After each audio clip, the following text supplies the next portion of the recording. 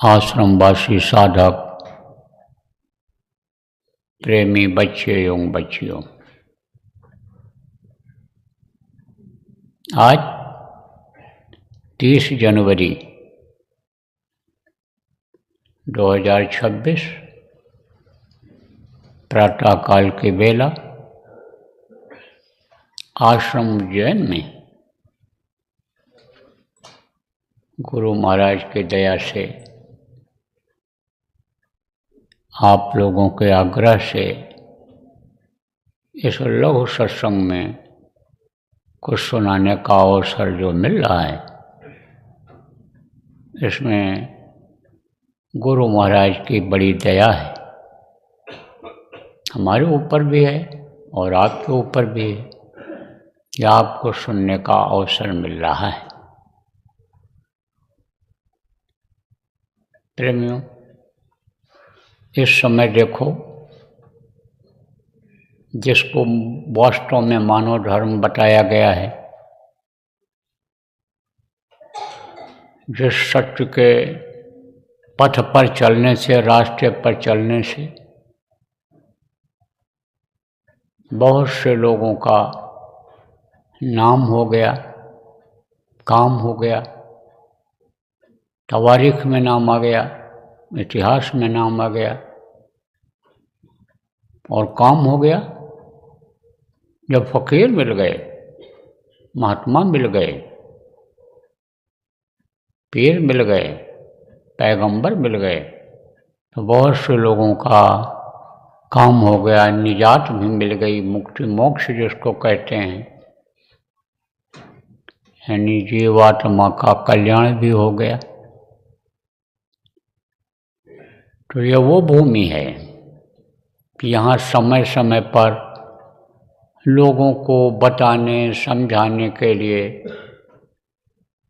सही रास्ते पर लाने के लिए, आध्यात्मिकता न खत्म हो जाए, धर्म न खत्म हो जाए, उसको बनाए रखने के लिए लोगों को दीन ईमान के बारे में बताने के लिए, कुदरत के बरखिलाफ, प्रकृति के प्रतिकूल कोई काम न करे, इसको सिखाने के लिए बराबर आते रहें।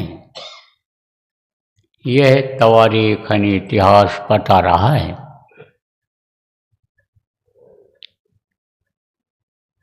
तो एक फकीर हुए जिनका नाम था अब्दुल कादिर जिलानी, जो फारस देश में रहते थे। मुल्क है फारस, वहाँ रहते थे, देश है। तो अच्छे कमाई वाले वो फकीर थे। जो साधना हम आप करते हैं, नाम के साथ जीवात्मा को जोड़ते हैं, शब्द के साथ जीवात्मा को जोड़ते हैं, सूफी मत में भी इसी तरह से इबादत करते हैं, उसमें भी यही योग साधना होती है। तो सूफी मत में अब्दुल कादिर जिलानी हुए हैं। तो वो साधना करते थे, इबादत करते थे और उनकी चढ़ाई होती थी, और वो ऊपरी मुल्कों में, ऊपरी लोकों में जाती थी। तो उनके पास जो आप बहुत से सत्संगियों के पास, नामदानियों के पास दौलत है अंदर की, कि जिसको कोई चोर चुरा नहीं सकता है, जिसको कोई राजा हड़प नहीं कर सकता है, कोई छीन नहीं सकता है, कोई ठग नहीं सकता है, जो जल नहीं सकता है, सड़ नहीं सकता है, घुल नहीं सकता है, वो दौलत जैसे कुछ लोगों के पास है, ऐसे ही उनके पास भी थी। तो उनके पास लोग आते जाते रहते थे। उनकी मान्यता थी, जैसे दर्जा होता है ना, 1 दर्जा, 2 दर्जा, 3 दर्जा, 4 दर्जा, जैसे टीचर होते हैं, अध्यापक जिनको कहते हो, और लेक्चरर होते हैं जो 12, 13 दर्जा वालों को पढ़ाते हैं, और उसके बाद फिर प्रोफेसर हो जाते हैं, उन्हीं में और ऊंचा दर्जा मिल जाता है, फिर वो डीन हो जाते हैं, विभाग के मालिक बन जाते हैं। ऐसे ही जैसे मंडलेश्वर महामंडलेश्वर होते हैं, जैसे आपको बताया योगी, योगेश्वर और संत, तो संत होते हैं। इसी तरह से वो थे, कौन थे? कादिर साहब। तो कादिर साहब के पास लोग जाते रहते थे, जैसे हमारे गुरु महाराज के पास बहुत से लोग इस तरह के जाते थे जो पदों पर थे, जगहों पर थे, धार्मिक स्थानों पर थे, और उनकी दया से मेरे पास भी आते रहते हैं। यहाँ भी लोग आते हैं, जहाँ जाता हूँ वहाँ भी कोई न कोई आता ही है मिलने जुलने के लिए, बातचीत करने के। तो उनके पास अपनी समस्या लेकर लोग जाया करते थे। किसके पास? कादिर साहब के पास, अब्दुल कादिर साहब के पास। तो एक जगह का कुतुब मर गया था। कुतुब किसको कहते हैं? यही जो शिक्षा देते हैं, समझाते हैं, लोगों को बताते हैं, गुरु का काम करते हैं। तो खत्म हो गए थे। तो कहा गया ना कि बिन गुरु होए न ज्ञान,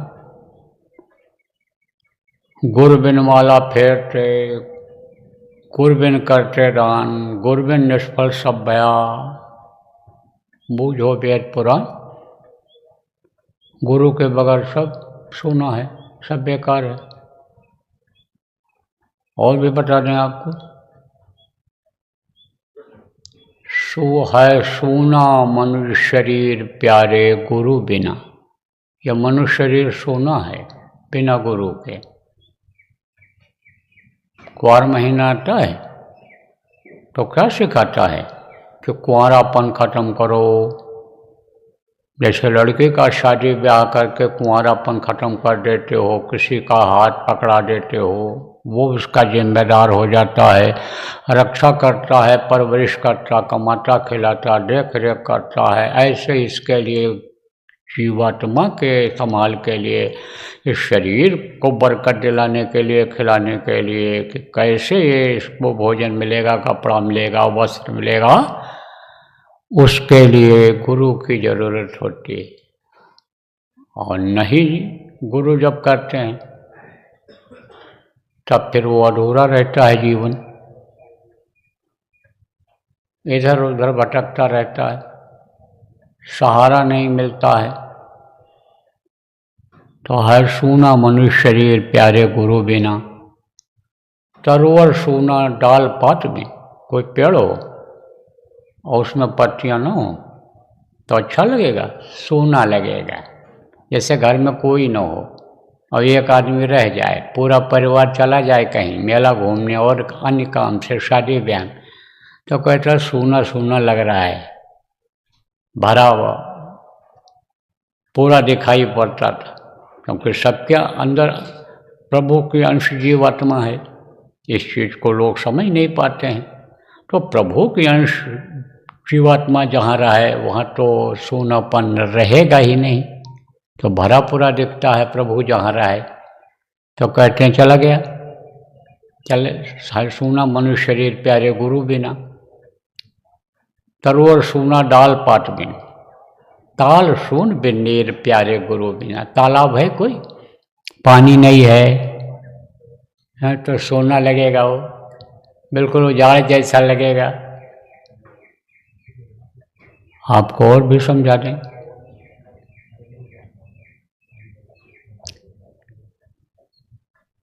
बड़े बड़े योद्धा रण में हारे लड़े लड़ाई समर में खो गए, लगे न निशाने तीर प्यारे गुरु बिना। अच्छे गुरु जब मिल गए, द्रोणाचार्य जैसे जब मिले, शस्त्र विद्या जब सिखाया, तब यह कामयाब हो गए। कौन? महाभारत में पांडव और उनकी 11 छोड़ी सेना बगैर अच्छे सच्चे गुरु के, एक्सपर्ट जिसको कहते हो, अभ्यस्त जानकारी, बगैर जानकारी वाले गुरु की 11 छोड़ी सेना खत्म हो गई। सारा अहंकार उनका खत्म हो गया। तो अब आप समझो कि लड़े लड़ाई समर में खो गए, लगे न निशाने तीर प्यारे गुरु बिना। बड़े बड़े योद्धा रण में हारे, लड़े लड़ाई समर में खो गए, लगे न निशाने तीर प्यारे गुरु बिना। बड़े बड़े पंडित जोर लगाया, नहीं भूत मन वश में आया। जैसे हमारे आपके वश में प्रेमियों भूत, यह जो मन भूत है ये दौड़ते रहता है। भूत का काम क्या होता है? बैठना, वो तो चलता ही रहता है। उसके लिए दिन हो क्या रात हो कुछ नहीं, वो तो चलते रहता है। और तभी तो लग पाता दूसरे को। रात में जब सो जाते हैं लोग तो परेशान करता है, और दिन में वो घूमता रहता है कि कहाँ हमको रस मिले, कहाँ हमको भोजन मिले। ऐसे ही अब मन है, यह भगता रहता है, चलता रहता है। तो बड़े बड़े पंडित जोर लगाया, नहीं भूत मन वश में आया। लाख करो तदबीर प्यारे गुरु बिना। गुरु के पास ये जो मन उछलता है गेंदे की तरह से, उसको पकड़ने की चिमटी होती है और किसी के पास नहीं होती है। इसीलिए मन के चक्कर में बहुत से लोग आ गए। ऋषि मुनि योगी योगेश्वर सब पर राज किया उसने, सबको अपने वश में कर रखा है मन ने। सबके मन ने अपने वश में पूरे शरीर को रख रखा है, और जो चाहता है सो कराता है। कभी चलो यानी कभी ये राजा बन जाता है, कभी रंक बन जाता है, कभी जो है तुरंग की चाल चलने लगता है। तुरंग किसको कहते हैं? जैसे घोड़ा चलता है ऐसे चलने लगता है। और कभी एकदम से ऐसे ढीला पड़ जाता है, कभी अहंकार में आ जाता है, कभी दीनता आ जाती है, इसी शरीर को ला देता है। तो यह मन है, तो यह मन जल्दी वश में नहीं होता है। जब गुरु मिल जाते हैं और गुरु युक्ति बता देते हैं, उपाय बता देते हैं कि मन इस तरह से वश में होगा, तब यह वश में हो जाता है। तो बड़े बड़े पंडित जोर लगाया, नहीं भूत मन वश में आया। लाख करो तदबीर प्यारे गुरु बिना। हंसू ना मनुष्य शरीर प्यारे गुरु बिना। तो कुटुंब मर गया था, गुरु का काम करता था। तो लोगों ने कहा, भाई अब हमको रास्ता कौन बताएगा, मार्गदर्शक कौन बनेगा हमारा भौतिक और आध्यात्मिक। तो गए पीर साहब के पास, कादिर साहब के पास। तो बोले, हजरत हमको आप कोई कुतुब दीजिए, गुरु हमको कोई दीजिए आप जो ये काम करे। बोले अच्छा देंगे, दे देंगे आप। खाली थोड़ा लौटाते हैं, खाली नहीं लौटाते हैं, कुछ न कुछ देते ही, मिलता ही है फकीरों के पास। संतों के पास जाने से कुछ न कुछ फायदा होता ही होता है। तो कुछ क्या दिया? उम्मीद दे दिया उनको, आशा जिसको कहते हैं, आशा बंधा दिया कि हाँ मिलेगा, तुमको देंगे। तो लोग चले आए। कुछ दिन और बीता, तब फिर गए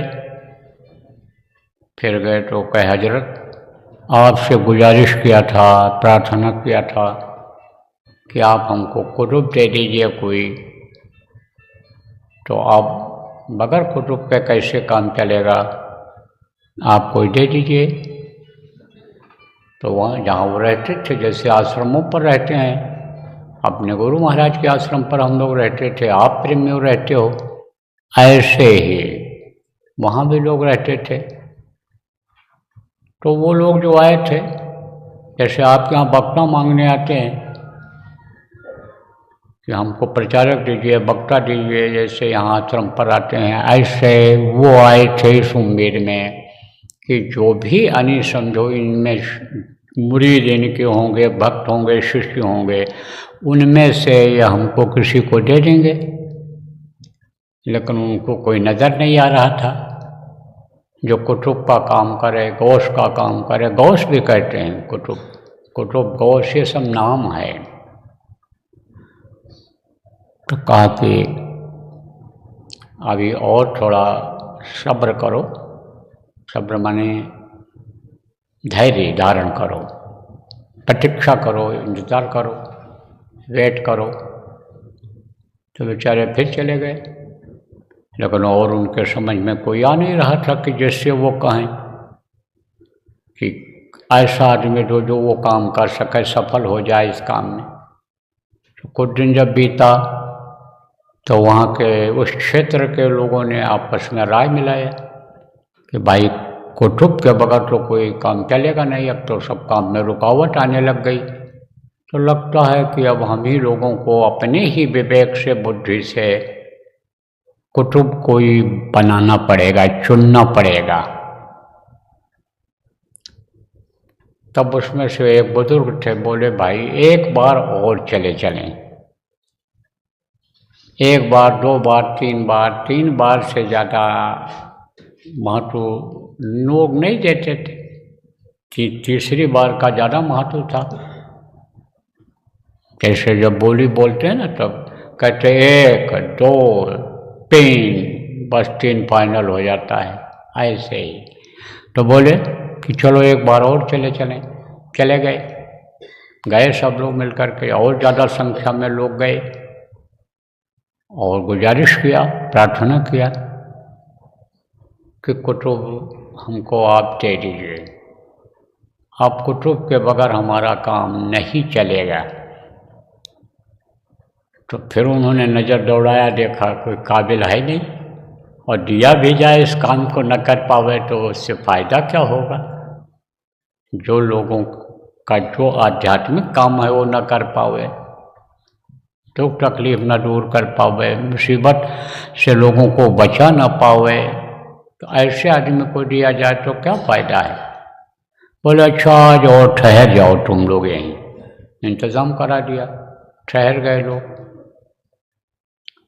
तो रात को उन्होंने यानी मालिक को याद करके वो सोए। बोले सुबह देखेंगे अब कैसा होगा। उसी दिन, उसी रात को एक चोर आया। तो पीर साहब की घोड़ी को खोलने लगा चुराने के हिसाब से। तो आगे का जो पैर का बंधन था खोल दिया। तो पीछे भी देखा बंधी हुई है, पैर बंधा हुआ है, उसको खोलने लगा, उसको खोल लिया। तब तक देखा कि आगे का फिर बंध गया। तब गया फिर आगे का खोलने लगा। तब फिर देखा कि पीछे का फिर बंध गया। तो बार बार बंधता जाए और बार बार वो खोलता जाए। तो चोर बड़ा हठी था, हठ का लेते हैं लोग, हठी था। कहा हम खोल करके ही दम लेंगे, जब तक एकदम उजाला नहीं हो जाएगा तब तक हम खोल करके ही दम लेंगे, चोरी करके ले ही जाएंगे घोड़ी बहुत अच्छी हमको पसंद आ गई। रात भर पसीना बहाता रहा। सुबह सूरज निकलने से पहले जैसे आप उठ जाते हो 4 बजे सुबह और 4:30 बजे यहाँ आ जाते हो, ध्यान भजन करते हो, इसी तरह ध्यान भजन का उनके समय हो गया, इबादत का समय हो गया अब्दुल कादिर साहब का। तो उठे तो अपना उधर टट्टी मैदान के लिए जब गए, देखे तो देखा कि घोड़ी खोलने में लगा हुआ है, और कादिर साहब को उसने एक नज़र देखा भी, लेकिन कोई ध्यान नहीं दिया कि ये मालिक होंगे, नौकर होंगे, कौन होंगे, देख रहे हैं हमको, कुछ नहीं। उसका निशाना क्या था? घोड़ी का पैर खोल करके ही दम लेंगे। जैसे साधना शिविर में बहुत से प्रेमी बैठते हैं, साधना करने के लिए बैठते हैं, तो कहते आज हम दया लेकर ही उठेंगे, और जब दया की भीख मांगने के लिए प्रार्थना करते हैं तो कुछ न कुछ दया मिल ही जाती है। नहीं कुछ होता है, मन को शांति ही मिल जाती है। ध्यान भजन करने से कर्म कुछ न कुछ कटते ही हैं। तो लगा हुआ था खोलने, तो ये गए नज़दीक में, देखा पीर साहब, पूछा उससे कि भाई तुम कौन हो, ये क्या कर रहे हो? बोला मैं चोर हूँ और इस घोड़ी का पैर खोल रहा हूँ, ये घोड़ी मैं ले जाऊंगा, ये मुझे पसंद आ गई है। तब उसको बुलाए और बोले अच्छा तू इधर आ जा, तुझको घोड़ी मैं देता हूँ। और देखा उसकी तरफ, और वो भी इनकी तरफ देखने लगा। तो कहा तेरी नज़रों में कोई करामात है, हर समय होती अमृत की बरसात है। अमृत की वर्षा जब उनके आँखों से उसकी आँखों में गई, जब वो प्रकाश रोशनी जो उनके हमेशा शरीर में हुआ करता है, संतों के, फकीरों के, पूरे फकीरों के, वो जब उसके आँखों में पड़ी तो उसके जो कर्म थे सब जल गए, और फिर वो अपने को गुनहगार महसूस करने लगा, और फिर वो कर्मों पर चरणों पर गिर पड़ा, और फिर बोला माफ़ करो, माफ़ करो, मैं बहुत गुनहगार हूँ। जैसे अपने लोग गुरु महाराज से प्रेमी माफ़ी मांगते रहते हैं, माफ़ कर दो खता, मैं गुनहगार हूँ। जब गुनाहों की माफ़ी मांगा तब उन्होंने उसके सिर पर हाथ रख दिया, गुरुधरा शीश पर हाथ, मन सोच काहे को करें, और कहा ठीक है तो रुक जाए, तुझको मैं एक इल्म देता हूँ, और उस इल्म से तेरे जो और भी गुनाह हैं वो भी सब माफ हो जाएंगे। वो सब पाप जो तेरे हैं पहले जन्मों के, वो भी जल जाएंगे। और उसको बैठा करके नामदान दे दिया, और कहा अब तो रूहानी का ग़िज़ा पी, यहीं पर कर साधना। वहीं साधना कराया। तो जब सवेरा हुआ तब वो लोग जो कुतुब मांगने के लिए थे फिर बोले। तब उन्होंने कहा अब आप लोग कहीं मत जाओ, अब आप यहीं पर रुक जाओ और कुतुब लेकर ही जाओ। तो मैं अभी कुतुब बना रहा हूँ, तैयार कर रहा हूँ। तो कोई चीज़ तैयार करने में समय लगता है प्रेमियों। अब ये लोग सोचने लगे कि भाई कोई मिट्टी पत्थर का देंगे बना करके, कि किसी धातु का देंगे, सोना चांदी का बना करके। तो लोग ये सोचने लगे कि भाई मूर्ति बना करके दे देंगे या और कोई चीज़ बना करके दे देंगे तो जड़ रहेगा, उनसे हमको कुछ मिलेगा नहीं। क्या मिलेगा? न वो बोल पाएंगे, न वो सुन पाएंगे, जो हम कहेंगे उसका न वो जवाब दे पाएंगे, जो हम पूछेंगे न कुछ बता पाएंगे। क्या करेंगे उनको ले जा कर के? ये आपस में काना फूसी लोग करने लगे, क्योंकि संगत में बहुत से लोग रहते हैं। देखो प्रेमियों, तो उसमें कच्चे पक्के सब रहते हैं। तो जो दुनियादार टाइप के लोग रहते हैं, उनके अंदर मनमुखता गुरुमुखता दोनों आती रहती है। इसीलिए कहा जाता है कि गुरुमुख का संग करना चाहिए, मनमुख का संग नहीं करना चाहिए। मनमुखता से मनमुख का साथ करने से मनमुखता आ जाती है, और गुरु का साथ कर लो तो गुरुमुखता आ जाएगी। साधक का साथ कर लो तो साधक के गुण आ जाएंगे, साधक की साधना करने की भावना जग जाएगी। तो कानाफूसी लोग कर रहे थे, तो उसमें साधना करने वाले भी लोग थे। बोले भाई साधते हो इन्हें कार्य जानी, इनसे कोई नुकसान नहीं होगा, ये किसी को भी दे देंगे, बना करके कर देंगे, मान्यता दे देंगे, तो वही अपने सब लोगों के लिए फलदायी होगा। तो अभी तो उन्होंने दिया नहीं है, तो अभी से ऐसा क्यों कर रहे हो? अभी तो फकीरी मौज में आप लोग जब तक वो न कहें, जब तक कुतुब न दे दें, तब तक यहीं रुक जाओ। तो रुक गए वहीं, और इधर अपने सामने बैठा करके चोर को अभ्यास कराते रहे। और जब देख लिया कि अब यह संभाल ले जाएगा, ये कर ले जाएगा, तब कहा जा अब तो कुतुब का काम कर, और अपना ये भी काम कर।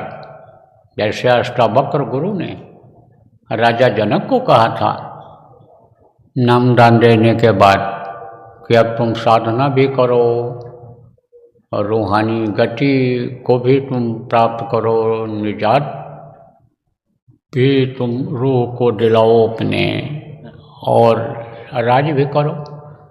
ऐसे ही उनको उसको भेज दिया। और जो लोग वहाँ रहते थे,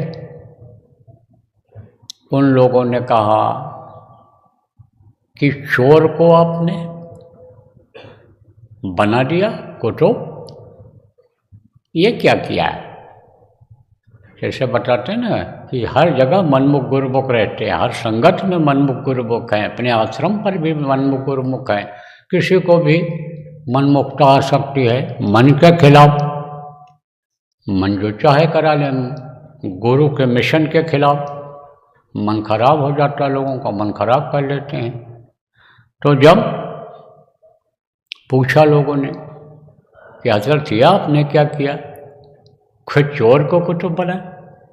अरे तो जैसे कहा गया प्रेमियों कि सांच बराबर तप नहीं और झूठ बराबर पाप, और जाके हृदय सांच है ताके हृदय आ। बोले सत्य बोला, वो सच बोला, इसलिए उसकी यादा मुझे पसंद आ गई। अब उसको मैंने तैयार कर दिया।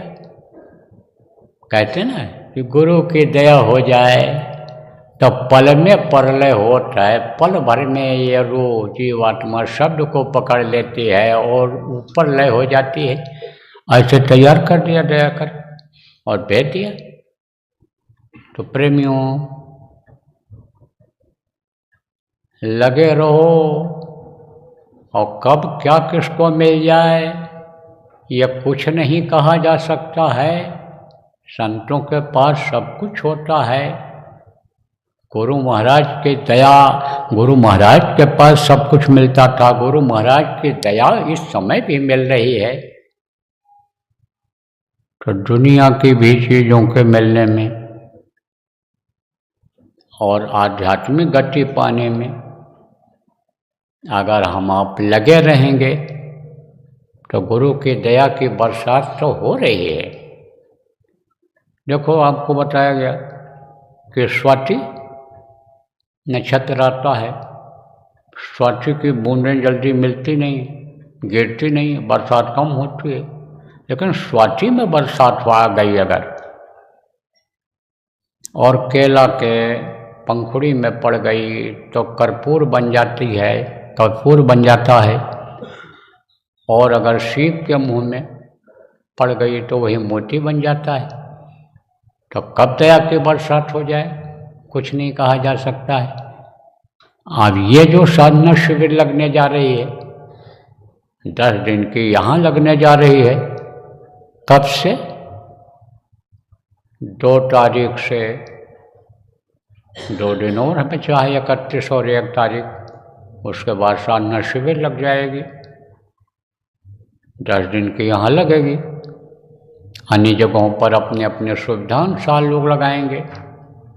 उसमें जो साधना शिविर का समय रहेगा, जहाँ भी जितना भी समय रहेगा, उसमें दया की बरसात होगी। और कब किसको वो दया मिल जाए कुछ नहीं कहा जा सकता है। इसलिए जितने भी नामदानी हैं, चाहे वो नए हों चाहे पुराने हों, सब लोगों को जितने जिम्मेदार आप हो अपनी अपनी जगह के खबर कर दो कि दया की बरसात होगी, गुरु की दया की बरसात होगी।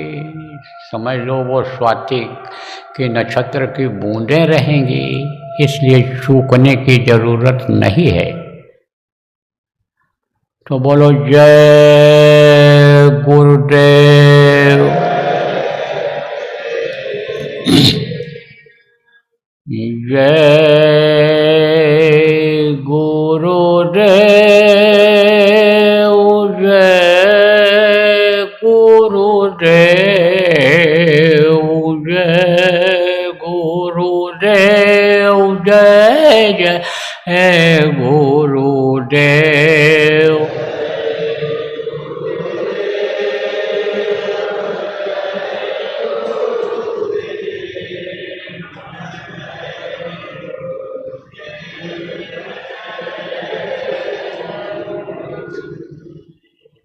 जय गुरुदेव, जय गुरुदेव, जय गुरुदेव, जय जय गुरुदेव।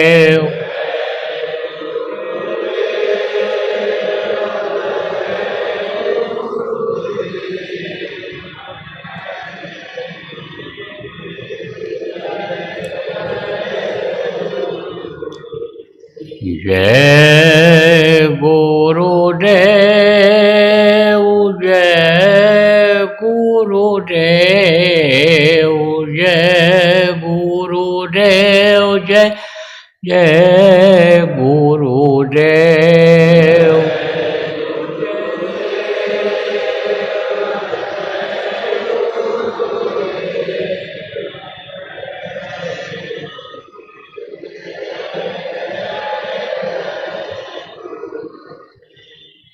जय गुरुदेव, जय गुरुदेव, जय गुरुदेव, जय जय गुरुदेव।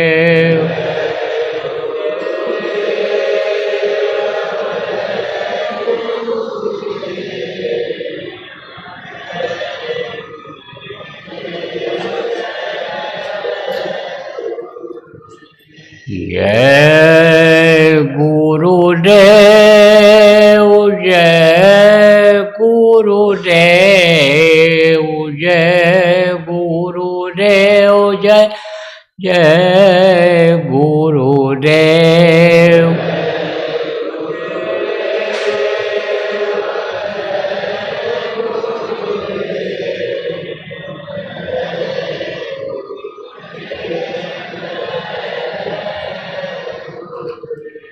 जय गुरुदेव।